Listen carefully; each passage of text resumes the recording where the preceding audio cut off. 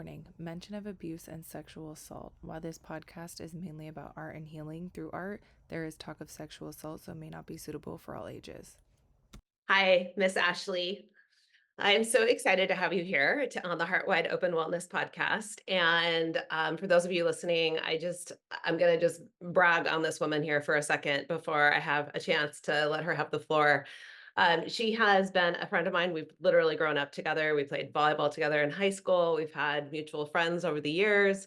Um, we have had many laughs together. It's probably one of my favorite things about you is that no matter what we're doing, there's a giggle involved, with a little bit of undertone of optimism and spirituality. I just feel really connected to you in a just such an easy flow way. I always have. It's kind of making me emotional just saying it. Aw. I'm grateful for people in my life like you, who have made it just easy to continue this many decades later to have just to feel the same. Like it's rad. It's completely rad. And on the R word, what we're going to do today, before I introduce you, I mean, Ashley's going to speak on so many things. We're going to limit it today because we could keep her for a 24-hour span easily. But we're going to talk about a lot of the R things. So renewing, reinventing, reestablishing, rejuvenating, just that. And it's relevant, it's raw, it's relatable. And she always keeps it just so honest. So I'm thrilled for you to do this in just a second. But further on you, I know I've always admired just how you've been able to express yourself, how you are emotionally available, you're available and present to those that you're around, way that you have given to your community. You're always involved with the chamber, you're always involved with events, you're always over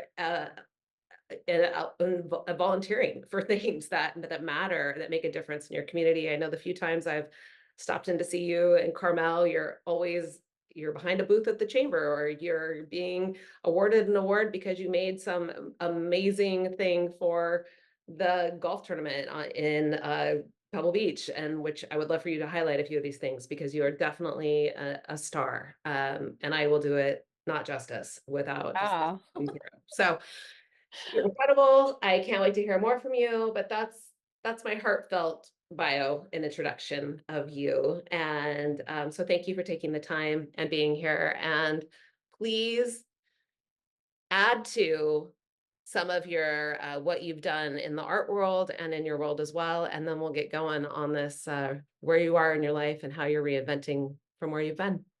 All right. Well, that was a pretty awesome introduction. That definitely made me feel emotional as well. I feel the same way, like so much love and respect and going through life and where we are at, in our lives right now as maturing women who have raised families and all of those things. I mean, we were young kids and now we're at this pivotal point of midlife, right? And it's pretty amazing. But I have so much admiration for the way you've lived your life and with your family and with all the different layers of how you help your community and all of those things too. So Thank you. and have always felt connected to you.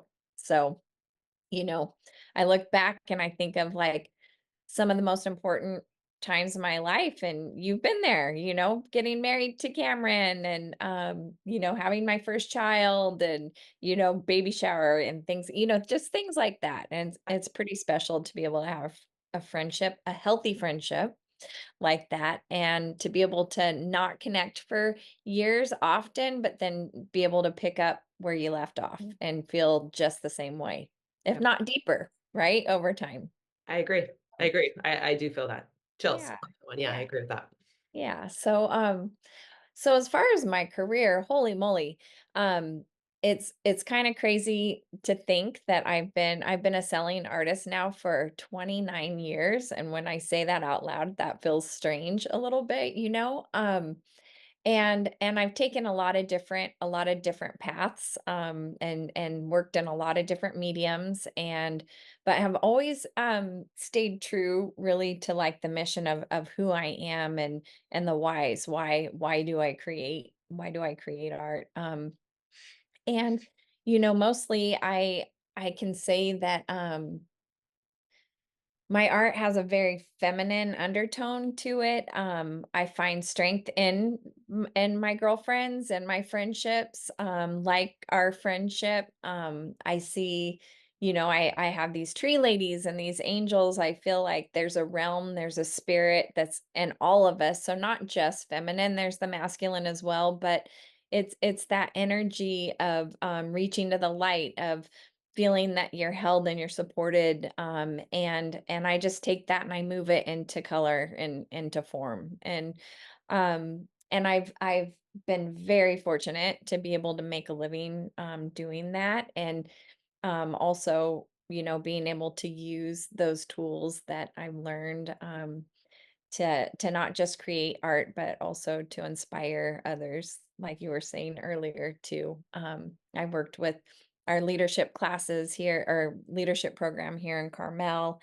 That's something that recently I just did a really cool session with a group of 10 business owners here in town that were from real estate agents to construction workers to policemen, and people that hadn't done art since they were, maybe in kindergarten or, in elementary school, because it kind of phases out, as you start to grow up, unless you really have intention to put yourself in art classes, in junior high and high school, and then forward.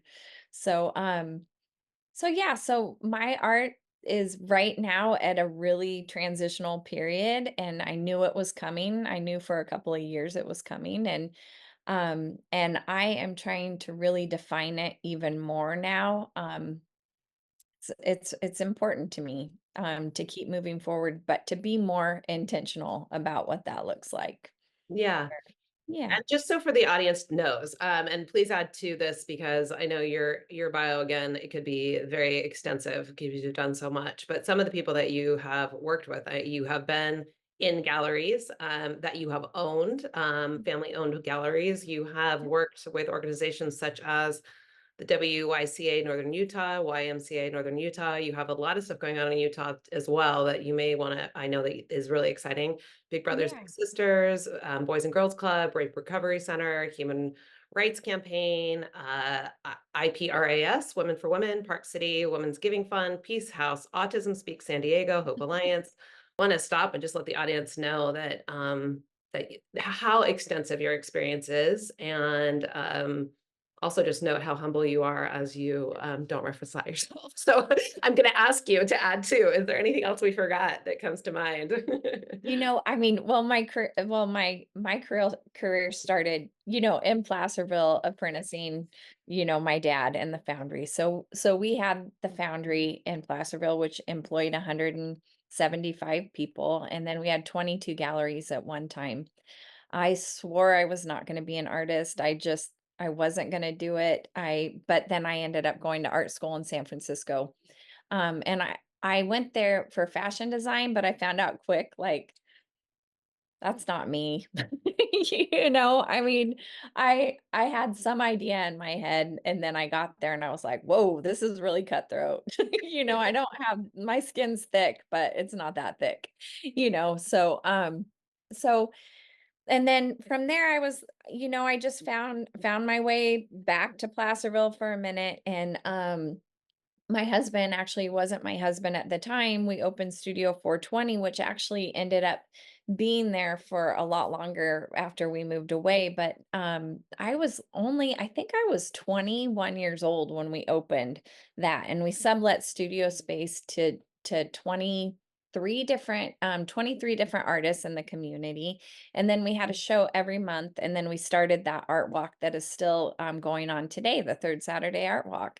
So that kind of was the beginning of me, finding my beginnings separate from, like, the family business. And then, from there, Thomas Kincaid, I started showing in Thomas Kincaid galleries on the East Coast. I started showing at Caesars and, Mont Bleu, in South Lake Tahoe. There was a point, I remember being pregnant with my second child with Kai, and I was producing over 300 originals a year, which is insane. My older self would tell my younger self, like, why are you doing that while you're having babies? It was a lot of work. It was really fun, but it was a lot of work, you know. There's only 365 days in the year. I was just cranking out artwork like a mad woman and flying around and showing and I think that that was a pretty incredible part of my story, just knowing that I could find my own way, but then ultimately coming back to the family business. It So, took yeah. what form? So share just Yeah. a little bit about how that took form and how you moved around a little bit with that too. Yeah, yeah. So then I ended up in Utah. That's why there's so many projects or nonprofits or different relationships that kind of transpired from being there.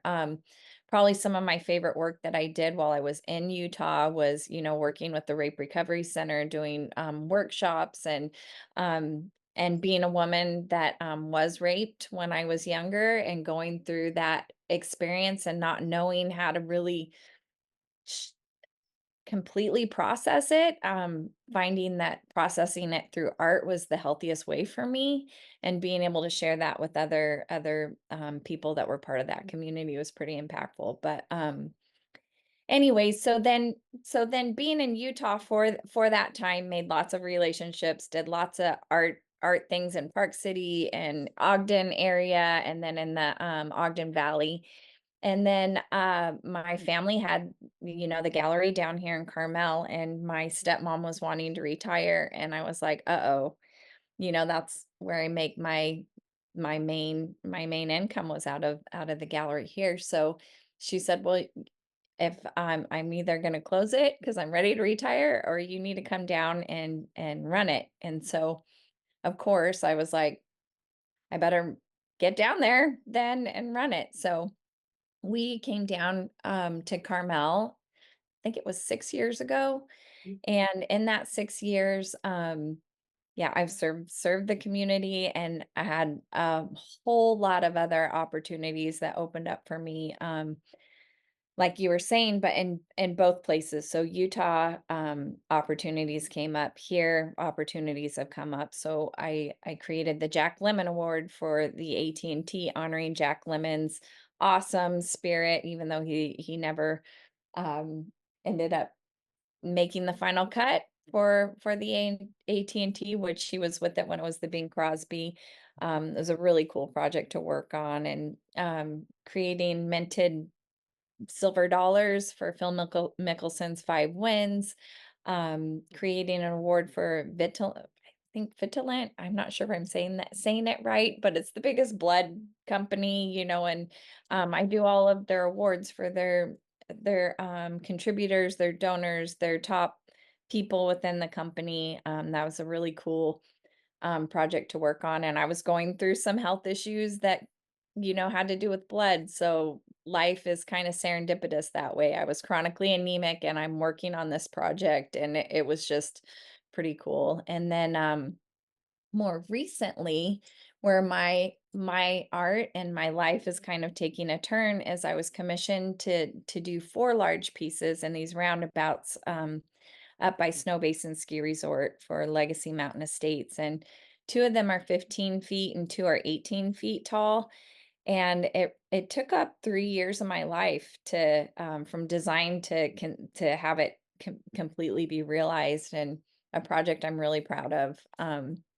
But a lot of work, and they are large women figures with their hands up, to the sky, looking up in total gratitude, and they're called the guardians of the seasons. So each one of them, their bodies are made up of elements from each season, and it's probably the coolest thing I've ever worked. I worked on a lot of really neat projects, but this one um just realizing that I could build something that big Yeah.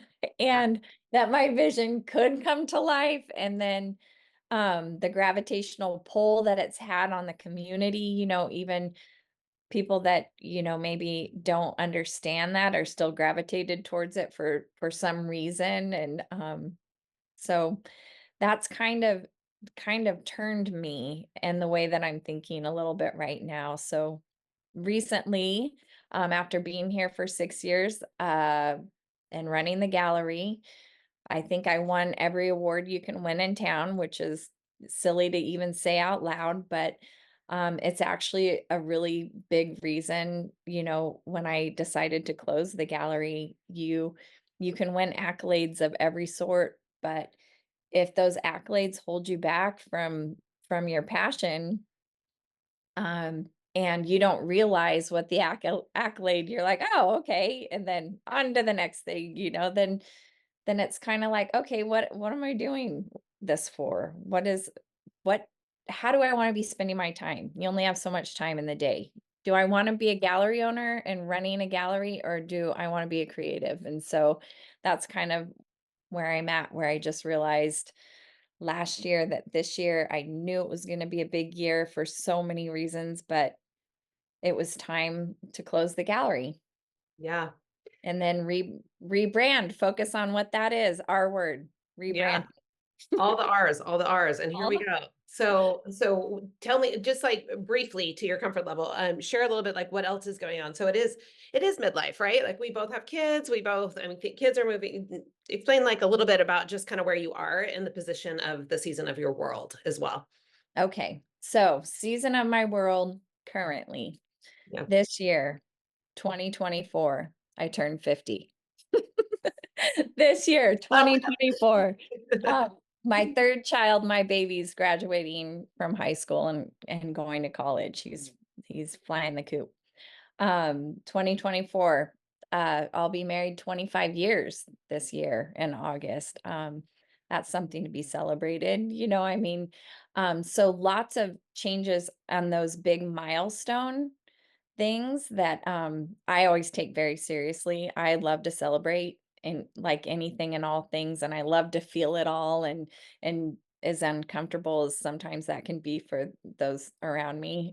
So all of those things are happening right now, and I think with the artwork, um, getting into that midlife, into that 50-year-old, realizing I've been doing kid things, I would say about 70% of my life for the last 24 years, almost 25 years, um, and now there's everything's shifting and space is opening up, and life looks different, and so what do I want to fill that time with?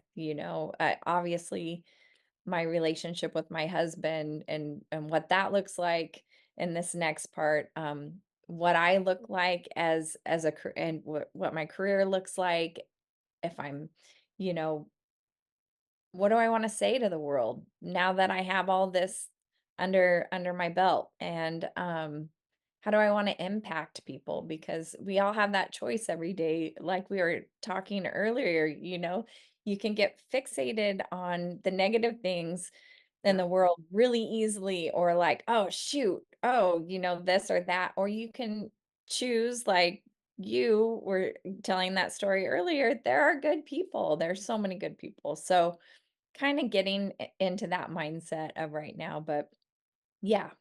So I think making the choice the middle of the year last year to close the gallery was kind of like, okay, it's actually time. I really wanted to be 100% present for my youngest going through this last part, and I've been able to do that, which has been amazing. I've also maintained working on, I just delivered actually 7.5 foot sculpture to Lake Havasu. It delivered on Wednesday that I just finished, and then a large wall piece that went to Hawaii. So I'm still working, but not as full on as I was before. And just kind of trying to calm it down and see where I want to be. And when as soon as I made that decision, like certain opportunities presented themselves to me that I would not have been able to say yes to if I was tied down to the storefront. So, you know, um, I'm gonna do an artist in residency in July at Buffalo Creek. I'm really looking forward to that. It's a real honor. You have to be invited. 4 artists live together on 38 acres for a month, and there's a full like metal shop and wood shop and ceramic shop, and it's just going to be a time to create. And I can't remember the last time I had that kind of an opportunity, and I certainly couldn't have said yes to that last year or years Yeah. prior, you know? I do, and I am reflecting, whenever we do talk, it's always we get right into what's important. And one of our recent talks was actually me asking you. You've been a guest on my Heart Wide Open Women's membership before and done some art, kind of therapy art projects with us. And I've, just knowing you over the years, I just know that you would be the perfect fit for helping some of these women, just like you did with the rape recovery group. And I know you do these all the time. And when you had your gallery, you were doing workshops where you help people move and process through a therapeutic process. And it's just so special that you've created, like, you can be selective and you can really say yes to what resonates with your heart. And you don't really know exactly where you're going. And I think this is such an important thing to share because that requires a lot of courage and strength. And it's inspirational for us all to see women like you going through and trusting that process. So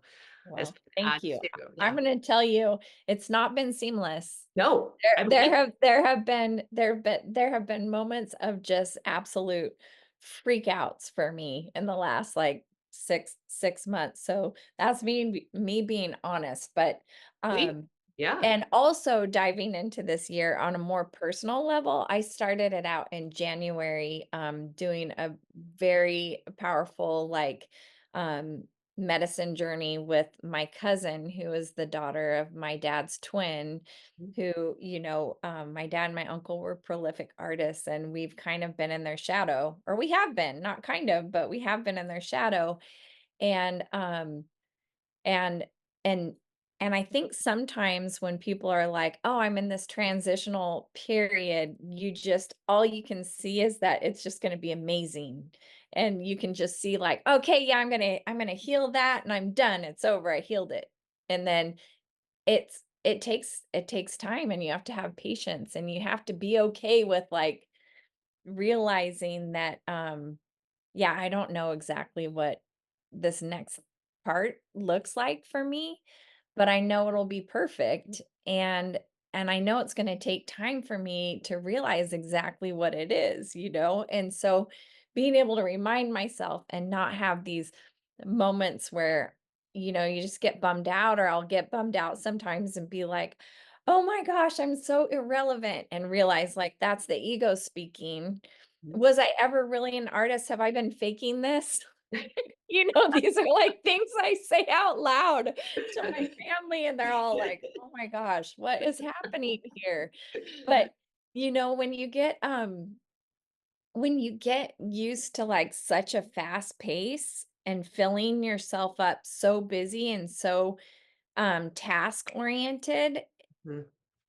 you miss a lot, too. And so I don't know. So this whole year, thank you for saying that and bringing back that memory, because um as you were saying that, here I am saying, "Oh boy, I do trust it. I am trusting it, but it hasn't been like without bumps in the road, because there are days where I'm like, "What the hell am I doing? Like, seriously, what am I doing?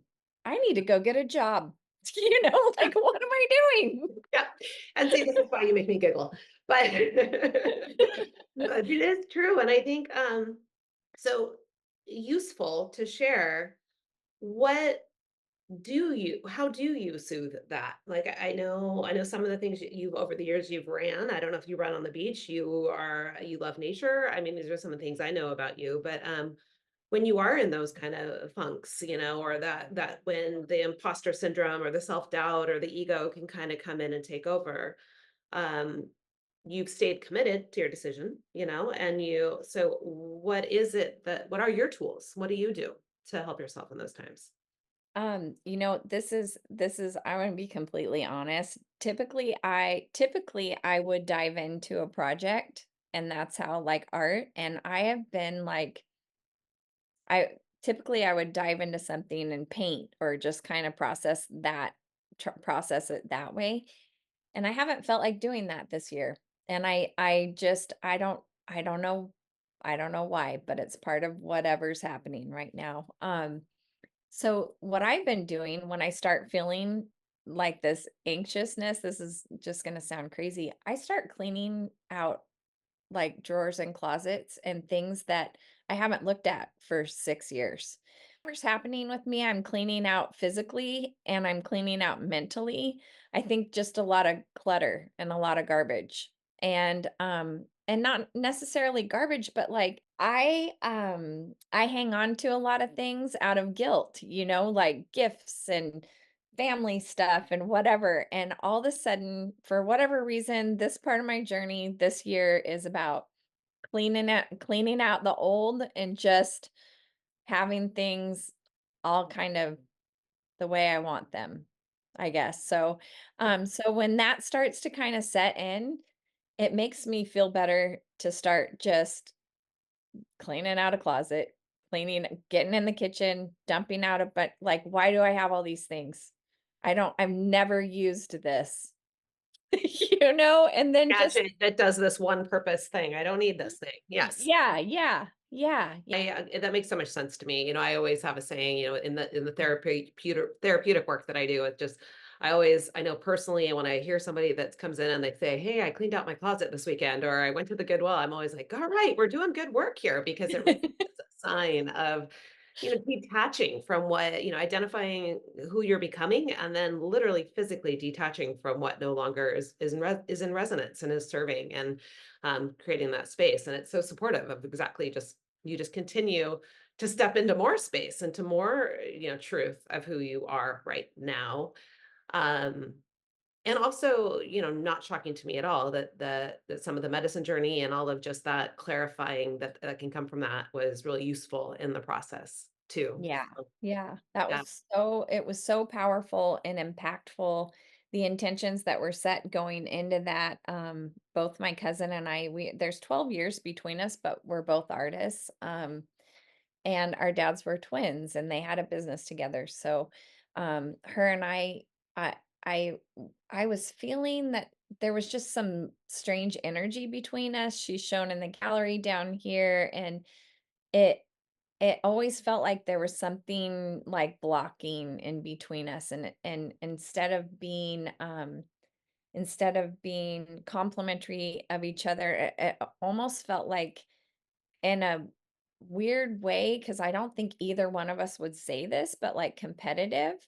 But we weren't competing against each other. I think it was just an energy that our dads had that kind of carried over to us. So it was pretty powerful. We were supposed to be there for 6 hours and we were there for 9.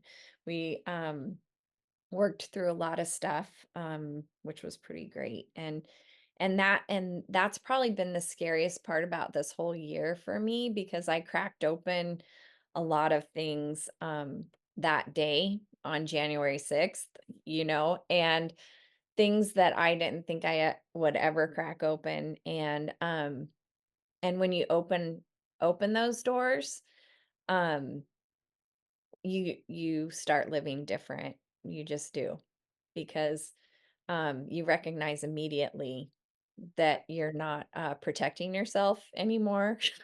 Yeah. That Yes. you're kind of wide open now, Yeah. so I mean, I've told my husband a lot of times, like having my freak out moments, or you know drinking too much wine and becoming really emotional and being like really weepy about certain things, and then just being like, it's just because I'm aware of it now. you know Yes. Yes. And then it like, requires a whole nother skill set, right? Because now you have to manage. yes. You're like, okay, I'm more available to myself and my experience, but now I gotta like manage how I'm available to myself and my experiences, right?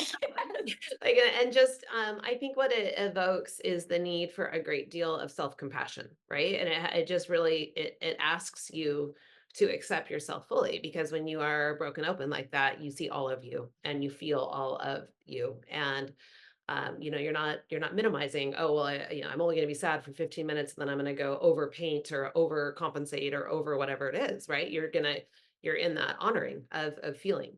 And you kind of can't, once you crack it open, you kind of can't put it back in. So No, you can't. you could I try try. to, but it would to do so. So the other option, the healthier option, is to learn how to live with it, right? And so you have to develop a great deal of self-compassion just to acknowledge that some of these feelings that we all have, and many of us label certain states of emotion as like, well, I don't go there, or I don't feel those ways, or those are bad, or and those are not off limits. Once you open yourself, it's like it's all available. The whole human experience is there. So Yeah.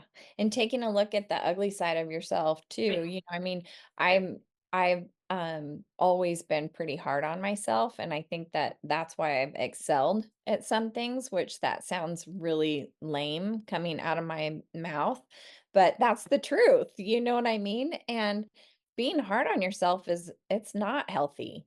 yeah, It's actually really annoying to people that really love you, yeah, and right, that's something that I've learned and I've talked with my husband a lot about, and my kids even. God, my kids, they're such great teachers.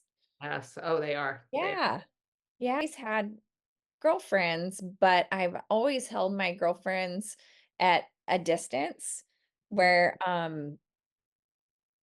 I have relationships with women, but I don't a lot of times I don't let myself get too close because I've had some horribly yucky experiences in the past from some relationships with women. And this year I that was something consciously for my reset this year is that no, I mean, I there are incredible women out there. I know there are, and I'm going to let myself have those deeper relationships with women, with friends, because why not?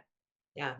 So yeah, yeah. And it's been really cool. I've got as soon as you say yes in your mind, stuff just starts happening. It starts flowing. And Yeah. I've found some really great gals around here that I just absolutely love being around, and I'm okay with just completely not being hard on myself around them, and just being, which is whew, it's tough. It's tough.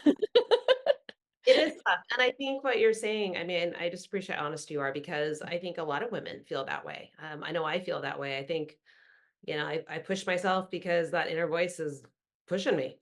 It's like it's telling me it's not enough sometimes. And so then I push more, and then I kind of hold back in relationships too. And I relate to that, the goddess circle, that feminine energy and community, and how we can do it on our own, but there is a place and time for women to really bond in a deep, healing, forgiving, compassionate way. And Historically speaking, there's always been circles and of women and groups of women that have been able to really lean into each other.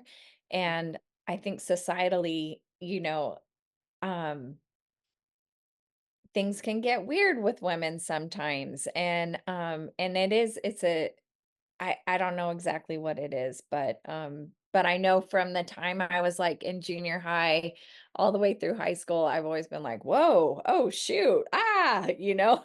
yeah, Things that can really hurt. Women can also they have that too, Everybody does, people in general, but finding groups of women, my Utah gals, oh my gosh, they're like my sisters, it was hard moving away from them, and yeah, then finding new friends again, and um yeah, and then being able to be honest with myself and with my friendships as far as how present I am in those. It's funny about women too. I remember when I was starting to move from just doing individual therapy, and then I was doing, yoga over here, and then I got into Kundalini yoga. So I was doing Vinyasa yoga, then I was doing Kundalini yoga, and then I was doing meditation here. I was doing trauma work with EMDR and CRM and brain spotting here, and then I was doing talk therapy there, and it just felt disjointed. And I was like, I got to bring all this stuff together, because um, I felt like it was a disservice to the people I was working with not to bring it together. So I was like, I knew that. And I was like, okay, I'm going to get a coach, and I'm going to figure out my next business plan. And, one of those stages in life, like we're talking about, when you're like, I need to recreate something here. And my coach had me do a few vision exercises and to figure out who I was going to work with. And in kind of a closed-eyed, journeying, meditative state, the answer came to me, you're going to work with groups of women. And I kid you not, that was last on my radar. Like we were athletes. I think, I think I was always a tomboy. Identify with that. Just, I get along with boys. I had a brother, all like the You things. have boys. I You're have surrounded boys. by I have boys. God knew that was the right thing for me. But when women, I was like, same feelings. I was like, that's scary. And like, no. And that was 2017 when I decided to do that. And I listened, even though I wasn't sure about it. And I couldn't be, some of the repair that's happened for me personally since that year with women has been miraculous. So I just am grateful. I guess I just want to share that and say I'm grateful and I understand. And Yeah. also funny that you've also focused on the femininity of that too, and the divine feminine, all these years. So it's just, yeah, life is funny, isn't it? And this group of women are so collaborative and so kind and so supportive of one another for all of our shows and all of our different things that we get involved in. We all show up for each other and in the kindest and coolest ways. And it's really I mean, and my girlfriends in Utah are incredible as well. But it took me being here 6 years and just really having a lot of I was all my relationships with women until I let go of the gallery and I was like, okay, intentionally, I need to find people, women specifically in my life that you know, it's been easy for me to have friends with male friendships but for whatever reason it's harder for me to dive into friendships with women. And so over the last 6 years of being here, the women that I've been around have been very career driven. And in my mind, I'm like, we're friends, but I know I'm also keeping a safety bubble a little bit. But what I was realizing is I'm actually the friend that's always inviting, always planning, always, you know, the person that's like trying to push the friendships along. And then I kind of realized that a lot of those women that were very career mindset, like, the second I shut the gallery down, none of them are reaching out to me, and that's been kind of a weird thing to be. I mean, I worked on boards and committees and spent hours and hours and hours with a lot of these people, and to the point where I was, like, inviting them to do things, the first part of the year, and then finally, I just, like, had this realization that I was like, "No, this actually isn't the kind of friendship Mhm. that is serving me, and I'm probably not serving it. And so instead of like breaking up with the friendships, I just kind of let them organically end. And there were moments where that kind of felt yucky and hurtful, and then there's been moments of like great relief Yeah. too, of just being like, okay, well, that served actually, that was, I'm going to put that in a work category Yes. and, not that soulful friendship connection category. So, and that's been a whole part of intentionally reviving everything this year, of like, I want all the good stuff. I don't want the stuff that wastes my time, the people that waste my time. I want it all to be good. There's no reason why it can't. No, there is absolutely no reason. There's no And it's all reason. of it, right? When you start to just really hone in on who am I, it's like everything that's not you starts to drop away. And I couldn't agree more. You don't have to break up with people. Like your just energy just won't, it'll just naturally dissolve. If you stop putting Yeah. the energy into it, it'll just kind of, yeah. And it's meant to do that, a season, a reason, a lifetime with the friendships, right? And the people in our life. So when they all have just different purposes, and we don't need to make any of it good or bad. It just is. But and feeling through it is real sometimes, right? Because it does feel a little clunky or painful sometimes, and sometimes it can feel like a great relief. So it can go either way, but that is Yeah. just the relational decluttering, right? You're doing the physical decluttering with the Goodwill bags, and the relational decluttering. You got the, like, I kind of love that you're not going to art to soothe yourself in a sense, and like making I mean, that's even like a growth thing of, and maybe there's a time to do your art too, but to just be open to new things. It's just there's so much newness for you right now, and Yeah. excited to see what's even on the next side of this, because I know you're in it right now. Thank you for sharing everything. Thank you for being just who you are. And Oh. so, Heart Wide Open Wellness is heart wide open. I mean, the purpose of everything I do is to really open our hearts and to keep them open, really to teach people how to listen from here and then to be available for themselves and for others. So for you, what does it mean to live with your heart wide open? Ooh, to live with your heart wide open, what that currently means to me is cracking it open and feeling all the feels of what it means to be wide open. Having your eyes open, having your ears open, having your heart open, being able to receive as often as you're able to give. And really, when I think of heart wide open right now, I think of it as a whole heart, where instead of a broken heart, or I see it as a whole heart, as a solid heart that's just receiving love and kindness. So I think that that's what that is. Seeing the good in the world. Yeah. Yes. And highlighting that, right? Yeah. Yeah. Yeah. Yeah. For me, the statement that you made about being hard on yourself is hard on those who love you. I'm also just such an advocate of giving ourselves self-care and self-love and time, and doing the rituals and things that we need individually. And that just struck me. I'm thinking of a couple of people who are hard on themselves, and it's like I love them so much that that's hard for me to watch, and how part of the healing is just honoring yourself in many of the ways that you're doing right now by just saying, enough. I'm going to listen to the truth, and I'm just going to do. I don't know where that's going, but I'm going to listen to myself. So thank you for that. That was a real, I think that lesson really landed with me in a new way today. And I'm definitely taking that away today. So thank you for that. Oh, thank you. Yeah. Yeah. I'm definitely trying to give myself more grace and not be hard on myself. And I've had a really great partner that has been able to communicate that to me. And we've been able to have a lot of big conversations about that. And you don't want to hurt, and I don't want to hurt anybody else. And when you're kind of hurting yourself verbally or beating yourself up, you're kind of hurting the people around you, Yeah. and that's been a really good perspective for me. Yeah.